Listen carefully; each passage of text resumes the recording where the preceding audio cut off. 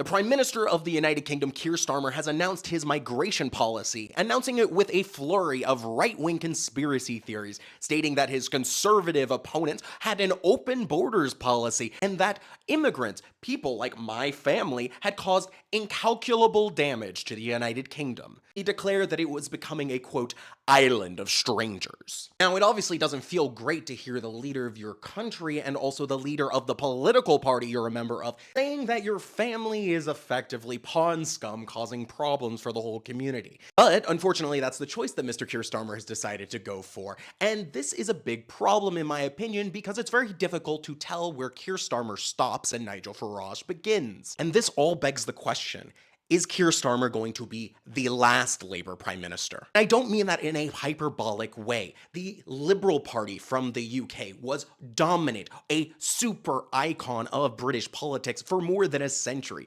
and within a few years in one government, it collapsed in on itself and disappeared into history. Keir Starmer hasn't just abandoned parts of his voter base or parts of his membership. He has wholesale abandoned every aspect of what the political party is meant to stand for, turning it instead into a cosplay version of Nigel Farage's own party. People joke that the current Labour Party is effectively red Tories, but the reality is they're red reform and the Tories are trying to be blue reform. So in fact, we end up having three separate reform parties running for election. And it isn't just a little bit of social conservatism or a little bit of far-right ideology that he's embracing or policy positions that they are pushing. He is embracing the conspiracy culture of it, and most importantly, some of the most radical voices, like Lord Maurice Glassman or his own chief of staff, Mr. Morgan McSweeney. These people have supremacist beliefs,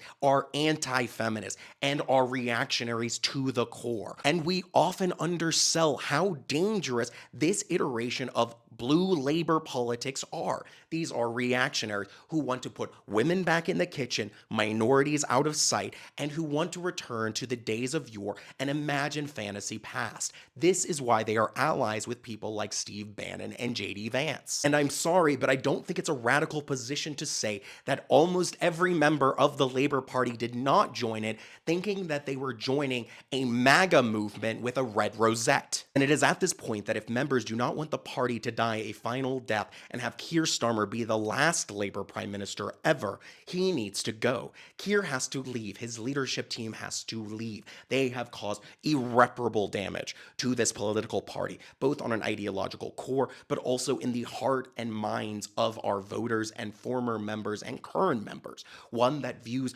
our own political party and movement as led by those who prefer performative cruelty and actual cruelty to addressing any of the problems of today. It is not hard to see the same bigotry in Keir Starmer's declarations yesterday and what we have seen from Nigel Farage or the BNP or any other wannabe fascist or supplicant of that movement. The man either is fine with racism or doing racist things, and honestly, it doesn't matter. Considering just months ago there were nationwide race riots that he fumbled, so much so that I called for his ouster at that point.